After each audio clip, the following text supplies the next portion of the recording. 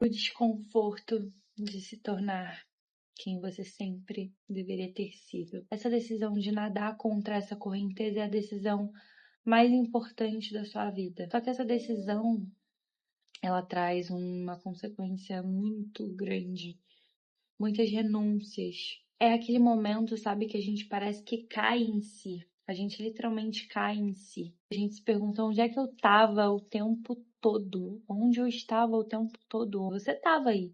Essa essência ela esteve sempre presente. Só que você não enxergou ela, você não deu vida para ela, você não personificou ela. E essa essência, ela já tá pronta, ela já tá lá.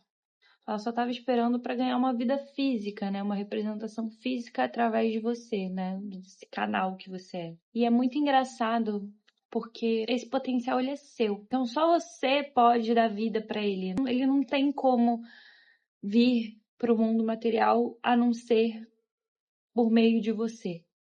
Isso é muito foda. Seu ego ele vai fazer de tudo para que você não manifeste isso, que você não tenha a oportunidade de experimentar isso com os seus 5 sentidos. Vai fazer de tudo para te poupar de manifestar isso. E aí, você vai achar outras maneiras, né? Você vai espelhar isso nos outros, você vai se viciar, você vai se destruir, é isso. Você vai se destruir até você entender que você precisa olhar para isso.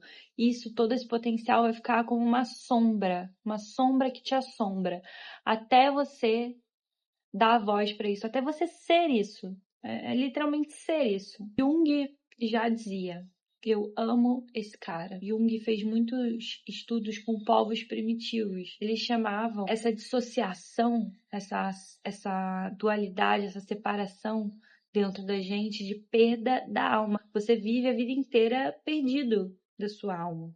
A gente tem nosso ego e a gente tem nossa alma ali brigando o tempo inteiro por atenção da nossa consciência. A decisão de enxergar é desconfortante demais. É muito desconfortante. Muito desconfortante para mim estar aqui gravando isso e falando essas coisas. Desconfortante pro meu ego. Seu ego, ele vai estar ali, ele é o seu inimigo. Cara, quando você começa a evoluir, as pessoas que te causavam dor, as pessoas que te causaram traumas, elas não são mais nada, porque o seu ego passa a ser o seu maior inimigo, porque você entende que aquelas pessoas, as coisas que te traumatizaram, não sempre o seu ego, sempre foi o seu ego, sempre foi uma coisa que que está dentro de você, que mora em você. Não tem mais problema com as pessoas, seu problema é com o seu ego. E que saudade que eu tinha de ter problema com as pessoas, porque, cara, é muito foda você ser o seu pior inimigo.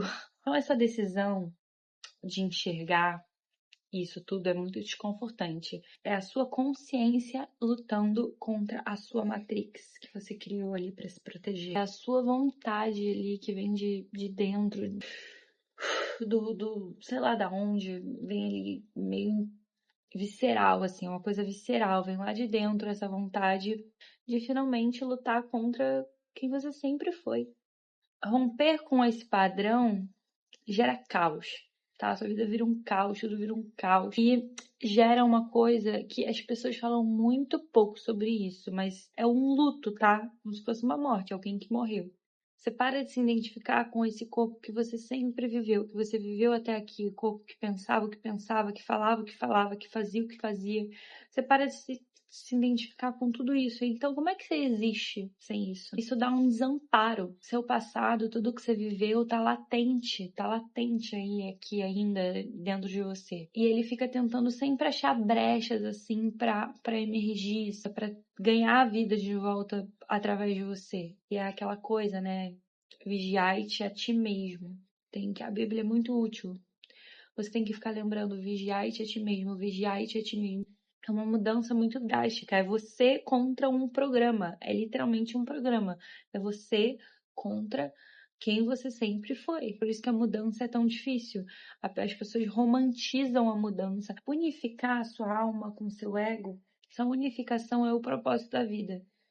É uma loucura, porque quando você acorda, você não tem mais como voltar atrás. É tipo uma ilusão de ótica. Eu gosto muito dessa analogia, porque quando eu era criança, eu adorava ficar vendo ilusões de ótica. E a ilusão de ótica é muito engraçada, porque você não vê ali a ilusão de ótica. Mas aí quando você vê uma vez, você não consegue mais desver. Você pode até se distrair e esquecer, mas mesmo esquecendo, você sabe que tá ali. Você sabe que existe ali aquela imagem. E você demora mais um tempo de novo para ver a ilusão de ótica ali, para perceber ela.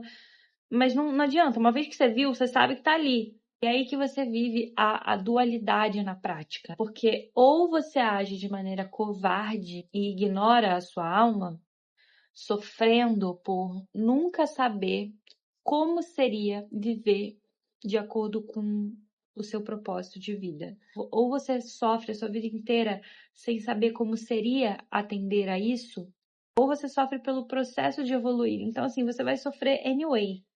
Talvez você precise de milhões e milhões de vidas ainda para entender. O medo de evitar esse potencial tem que ser maior do que o medo de lutar por esse potencial. Tudo que é desconhecido, né, que a gente não consegue tocar, ver, cheirar, ouvir, todas essas coisas geram medo. A gente é muito dependente disso, da matéria. A gente é muito dependente da matéria. Todos os seus pensamentos ali, aquelas coisinhas que ficam vindo, é tipo o diabinho mesmo. Eles vão te instigar toda hora a ceder e você tem que resistir. Eles vão te instigar a ceder porque eles estão programados. Eles atendem ao seu senhor, que é o seu corpo. Os pensamentos, eles vão atender o seu corpo e não a sua consciência. Esse processo de tornar a consciência o senhor e o corpo o servo é uma das coisas mais difíceis. E sabe por que é uma das coisas mais difíceis? Porque é isso que a gente veio fazer aqui. Então, assim, seria muito ridículo, né, se fosse tão fácil. Estar aqui agora é um ato da minha alma. É uma coisa que eu jamais faria alguns anos atrás. Para fazer isso que eu tô fazendo agora aqui, eu tive que lutar muito contra o meu corpo, contra a minha programação, contra as minhas inseguranças do meu ego. É desconfortante ser quem você sempre deveria ter sido, mas é libertador também. É um peso que acho que todo mundo deveria experimentar tirar de si. E o primeiro vídeo, que, enfim, no meu caso aqui é um vídeo, é só um ato simbólico, né, isso aqui. Mas a primeira ação material da sua consciência contra toda a âncora inconsciente que te puxa para o lado contrário é sempre a mais difícil. E no meu caso, esse vídeo aqui. No seu caso, pode ser alguma outra coisa simbólica. É isso, tudo que é material é simbólico. Então, assim, isso aqui é só uma maneira de simbolizar a minha consciência tomando conta de mim e não o meu corpo e não o meu ego, enfim. A gente tem que fazer isso existir. E eu quero aproveitar esse espaço aqui como um meio, né? Como um canal para me conectar, para inspirar pessoas que estão também passando por esse processo. Eu acredito que nesse momento muitas pessoas estejam passando por esse processo. Eu acredito que na realidade todo mundo em algum momento vai passar por esse processo, né? É inerente ao ser humano. A maneira, a forma física que isso vai acontecer vai depender para cada um, né? Acho que é isso.